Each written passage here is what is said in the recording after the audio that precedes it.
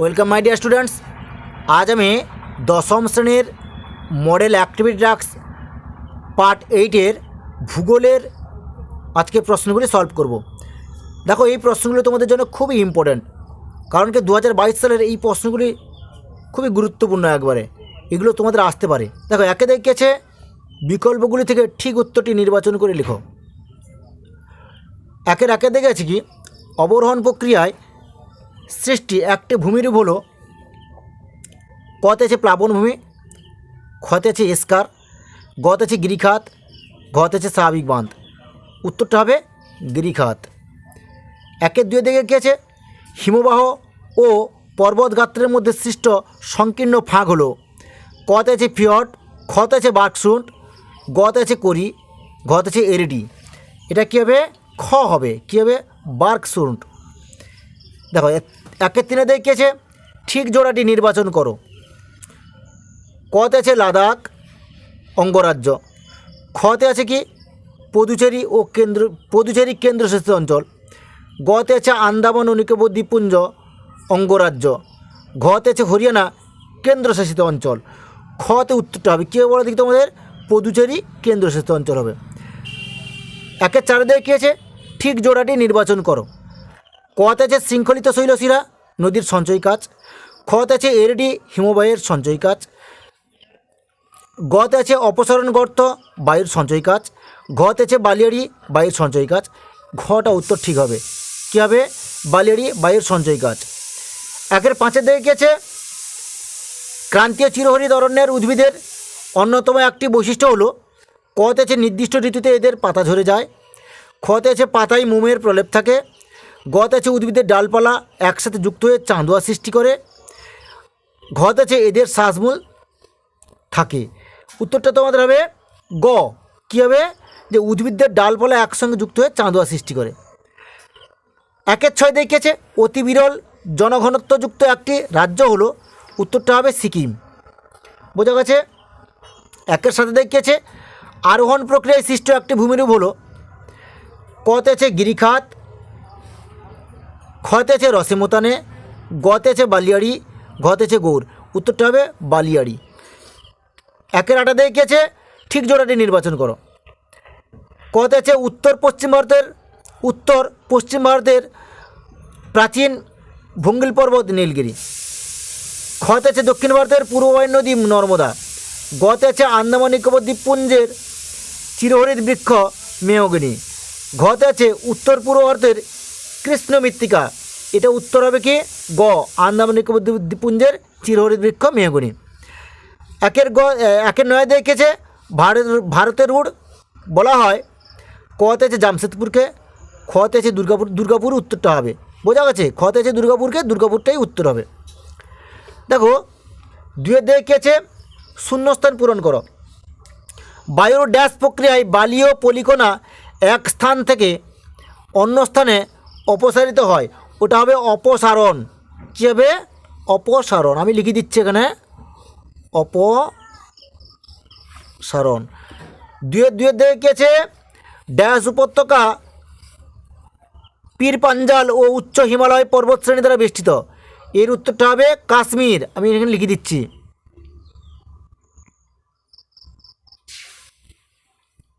বোঝা গেছে? দুয়ের তিনে দেখেছে ড্যাশ মৌসুমী বায়ুর প্রভাবে ভারতের শীতকাল প্রায় শুষ্ক প্রকৃতির হয়। উত্তরটা হবে উত্তর পূর্ব। তিনে দেখেছে বাক্যটি সত্য হলে ঠিক এবং অসত্য হলে ভুল লেখো।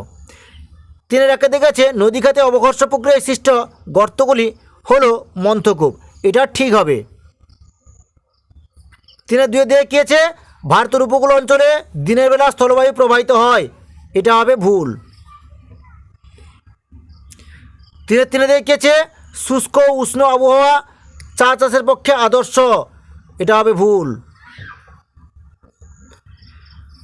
চারে দেখিয়েছে স্তম্ভ মেলাও, ক স্তম্ভের সঙ্গে খ স্তম্ভ মেলাতে হবে। চারের একে দিয়েছে বিশুদ্ধ কাঁচামাল। এটা উত্তর হবে কি? তুলো। আমি এখানে দাগ মেরে দিচ্ছি। চারের দুয়ে দেখেছে মালাবার উপকূল। উত্তরটা হবে কয়াল। চারের তিনে দেখেছে হিমবাহ। উত্তরটা হবে ক্রেভাস। 5 দেখে কী আছে, সংক্ষিপ্ত উত্তর দাও। 5-এর 1 দেখেছে পলল বেজনী কেন পর্বতের পাদদেশে সৃষ্টি হয়। 5-এর 1 দেখে উত্তরটা হবে, উচ্চ পার্বত্য অঞ্চল পার হয়ে নদী যখন পর্বতের পাদদেশীয় অঞ্চলে নেমে আসে তখন ভূমির ঢাল হঠাৎ কমে যাওয়ায় নদীর বহন ক্ষমতা ও স্রোতের বেগ দুই কমে যায়। ফলে উচ্চ পার্বত্য অঞ্চল থেকে বহন করে আনা পলি, বালি, কাঁকর, নুড়ি ইত্যাদি সঞ্চিত হয়ে পর্বতের পাদদেশে পলল বেজনী সৃষ্টি করে। যেমন হিমালয়ের পাদদেশে এইরূপ পলল বেজনী দেখা যায়। তোমরা এটা লেখার পরে পাশে যে ছবিটা আমি এখানে দিয়ে দিয়েছি সেই ছবিটা তোমরা এঁকে নেবে। 5-এর 2 দেখিয়েছে ভারতের পশ্চিম বাহিনী নদীর মোহনায় বদ্বীপ গড়ে ওঠেনি, ভৌগোলিক কারণ ব্যাখ্যা করো। 5-এর 2 দেখে উত্তরটা হবে, ভারতের পশ্চিম বাহিনী নদীর মোহনায় বদ্বীপ দেখা যায় না কারণ স্বল্প দৈর্ঘ্য নদীপথ, নদীগুলির দৈর্ঘ্য কম হওয়ায় নদীগুলিতে পলির পরিমাণ কম থাকে। 2-এ কী আছে, অল্প সংখ্যক উপনদী, পশ্চিম বাহিনী নদীগুলিতে উপনদীর সংখ্যা কম। 3-এ দেখে কী লিখবে, খরস্রোতা, গ্রস্ত উপত্যকার মধ্য দিয়ে খাড়া ঢালে নদীগুলি প্রবাহিত হওয়ার গতিবেগ খুব বেশি হয়, তাই বদ্বীপ গড়ে ওঠে না। 5-এর 3-এ দেখে কী আছে, অক্ষাংশভেদে হিমরেখার উচ্চতা ভিন্ন হয়, ভৌগোলিক কারণ ব্যাখ্যা করো। 5-এর 3-এ দেখে উত্তরটা হবে, অক্ষাংশভেদে হিমরেখার উচ্চতা ভিন্ন হয় কারণ উচ্চ অক্ষাংশের তুলনায় নিম্ন অক্ষাংশের উষ্ণতা বেশি হয়, সেই কারণে হিমরেখার উচ্চতা উচ্চ অক্ষাংশে বেশি হয়। 5-এর 4 দেখে কী আছে, ভারতের জল বিভাজিকা উন্নয়নের 2টি উদ্দেশ্য লেখো। 5-এর 4 দেখে উত্তরটা হবে, ভারতের জল বিভাজিকা উন্নয়নের 2টি উদ্দেশ্য হলো, 1 নিষ্কাশনী রেখা বরাবর নির্দিষ্ট অঞ্চলে বৃষ্টির জল সংগ্রহ ও সংরক্ষণের জন্য বিভিন্ন কাঠামো নির্মাণ করা, যা প্রকল্পে বিভিন্ন জায়গায় জলের সমবন্টন ঘটাবে। 2-এ কী লিখবে, পরিবেশ বান্ধব অবস্থা তৈরির জন্য কর্ষণযোগ্য জমিতে শস্য উৎপাদনের ব্যবস্থাপনা এবং অকর্ষণযোগ্য জমিকে কর্ষণযোগ্য করে তোলা। 6-এর দেখেছে নিচের প্রশ্নগুলো উত্তর দাও। 6-এর 1-এর দেখেছে ধাপ চাষ, ফালি চাষ ও সমোন্নতি রেখা বরাবর চাষের মাধ্যমে কীভাবে মৃত্তিকা ক্ষয় প্রতিরোধ করা সম্ভব।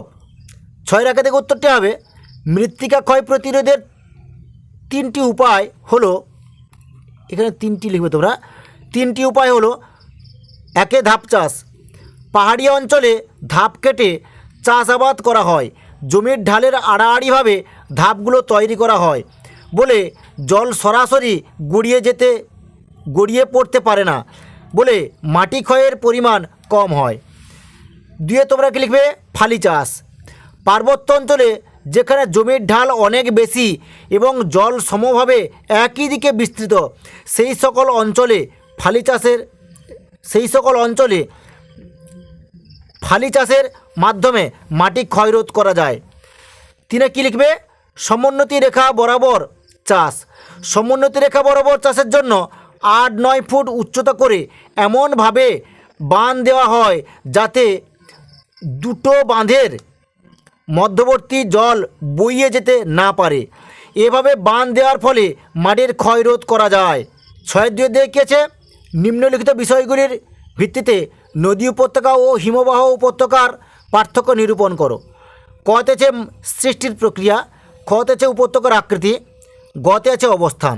6-এর 2 দিকে উত্তরটা তোমরা এরকম লিখবে, এরকম একটা ছক কেটে নেবে তোমরা, লিখবে ভিত্তি নদীর উপত্যকা, হিমবাহ উপত্যকা।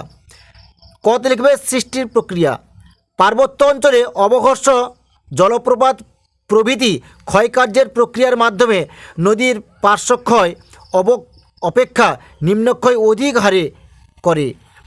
এবার হিমবাহ উপত্যকা কী লিখবে, যে অতি উচ্চ পার্বত্য অঞ্চলে উৎপাটন ও অবঘর্ষ প্রক্রিয়ার মাধ্যমে হিমবাহ পার্শ্ব ও নিম্নক্ষয় সমান হারে করে। ফলে এটা করে এই পর্যন্ত হবে, এটা হবে না, বুঝলে। এরপরে দেখো ক্ষয়ের দিকে কী লিখবে, যে উপত্যকার আকৃতি কী লিখবে, যে নদী উপত্যকা, এটা নদী উপত্যকার তলায় ঘরে কী লিখবে, যে নদী উপত্যকার আকৃতি ইংরেজি অক্ষর আই অথবা ভি এর মতো হয়। এবার হিমবাহ উপত্যকা কী লিখবে, যে হিমবাহ উপত্যকার আকৃতি ইংরেজি অক্ষর ইউ এর মতো হয়। এবার গতে কী লিখবে, অবস্থান, তুষারাবৃত অঞ্চল ছাড়া তুষারাবৃত অঞ্চল ছাড়া পৃথিবীর প্রায় সর্বত্র নদী উপত্যকা দেখা যায়। এবার হিমবাহ উপত্যকা কী লিখবে, যে নিম্ন অক্ষাংশে উচ্চ পার্বত্য অঞ্চলে এবং উচ্চ অক্ষাংশে কম উচ্চতা বিশিষ্ট স্থানে ও হিমবাহ উপত্যকা দেখা যায়। 6-3 দেখিয়েছে হিমালয় পর্বতমালা কিভাবে ভারতীয় জলবায়ুকে নিয়ন্ত্রণ করে। 6-3 দেখে উত্তরটা হবে হিমালয় পর্বতের ভূমিকা। হিমালয় পর্বত ভারতের জলবায়ুকে প্রধানত 4ভাবে নিয়ন্ত্রণ করে। একই হবে কি, অধিক উচ্চতার কারণে উপক্রান্তীয় অঞ্চলে অবস্থিত হওয়া সত্ত্বেও হিমালয় পার্বত্য অঞ্চলে জলবায়ু শীতল নাতিশীতোষ্ণ প্রকৃতির। কোনো অংশের জলবায়ু অত্যন্ত শীতল, তুন্দ্রা চিরতুষারবৃত্ত প্রকৃতির। 2 পয়েন্ট কী লিখবে, যে ভারতের উত্তর সীমান্ত বরাবর হিমালয় পর্বত অবস্থিত হওয়ার মধ্য এশিয়া থেকে আগত অতি শীতল বায়ুর শীতলতা থেকে শীতকালে ভারতবাসী রক্ষা পায়। 3 কী লিখবে, যে হিমালয়ের দক্ষিণ ঢালে দক্ষিণ পশ্চিম মৌসুমী বায়ু বাধাপ্রাপ্ত হয়ে শৈলক্ষেপ পদ্ধতিতে প্রবল বৃষ্টিপাত ঘটায়, তাই বৃষ্টিপাতের পরিমাণ হিমালয়ের পাদদেশে সবচেয়ে বেশি। উত্তর ভারতের মাঝারি, মধ্য দক্ষিণ ভারতে কম। 4 পয়েন্ট কী লিখবে, যে মৌসুমী বায়ুর উৎপত্তিতেও পরোক্ষভাবে হিমালয়ের প্রভাব লক্ষ্য করা যায়। 7 দেখিয়েছে নিচের প্রশ্নগুলির উত্তর দাও। 7 একে দেখে আছে হিমবাহের সঞ্চয় কার্যের ফলে গঠিত বিভিন্ন প্রকার গ্রাবরেখার সচিত্র বর্ণনা দাও। উত্তরটা হবে যে পার্বত্য অঞ্চলের সঞ্চয় কার্যের ফলে গঠিত ভূমিরূপ হিমবাহের গ্রাবরেখা।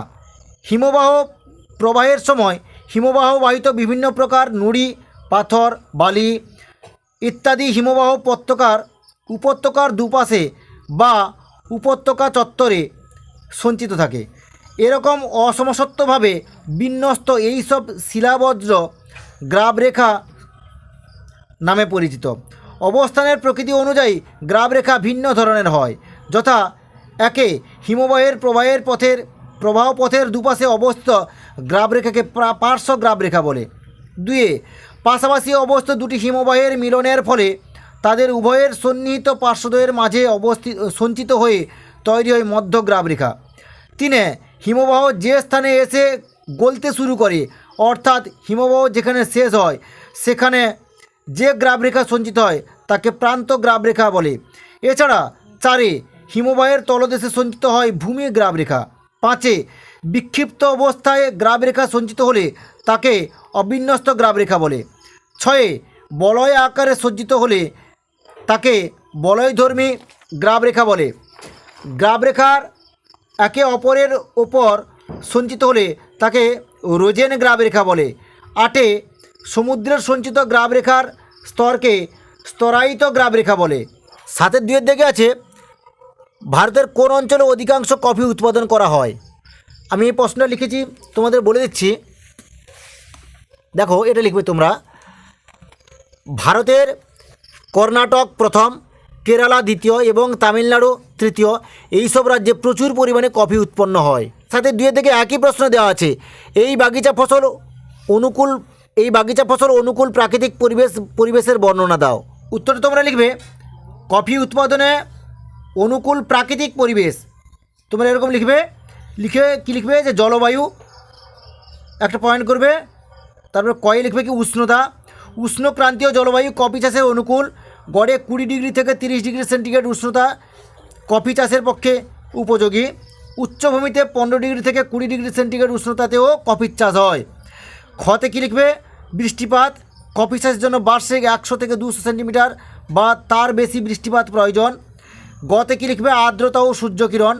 উষ্ণ ও আর্দ্র ঋতু কফি গাছ বৃদ্ধির সহায়ক। শুষ্ক শীতল ঋতুতে কফি ফল পাকে। ফল পাকার সময় প্রচুর সূর্যকিরণ দরকার হয়। 2 থেকে তোমরা কী লিখবে, মাটি। ভারতের লাল দোআঁশ মাটি ও লাভাসৃষ্ট উর্বর মাটিতে কফি চাষ হয়। মৃদু অম্লধর্মী পটাশ ও হিউমাস সমৃদ্ধ মাটি কফি চাষের পক্ষে অত্যন্ত উপযোগী। 3 থেকে কী লিখবে, ভূপ্রকৃতি। উঁচু পাহাড় ও জল নিকাশের ব্যবস্থাযুক্ত ঢালু জমিতে কফি চাষ হয়। সাধারণত 500 থেকে 1500 মিটার উচ্চতায় কফি গাছ ভালো হয়। 4 দেখবে কি ছায়া প্রদানকারী বৃক্ষ। তীব্র সূর্যালোক, প্রবল বাতাস, তুহিন প্রভৃতির হাত থেকে কফি গাছকে বাঁচানোর জন্য কফি বাগিচায় বড় গাছ লাগানো হয়। তুষারপাত কফি চাষের পক্ষে ক্ষতিকর। 7 3 দেখিয়েছে ভারতীয় জনজীবনে নগরায়নের নেতিবাচক প্রভাবগুলি উল্লেখ করো।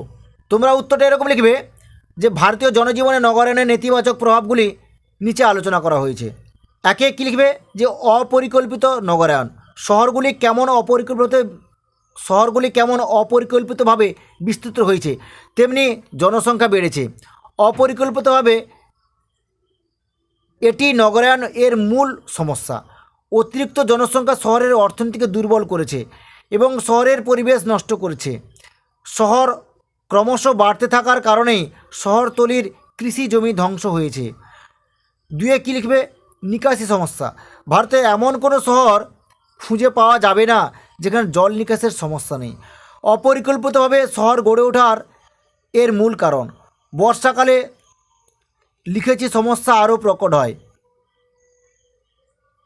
বর্ষা ঋতুতে অতিরিক্ত বৃষ্টিতে মুম্বাই, কলকাতা এবং দিল্লি ইত্যাদি শহরে দুর্ভোগ চরম আকার নেয়। বর্ষার জল জমে গিয়ে বিভিন্ন রোগের প্রাদুর্ভাব ঘটে।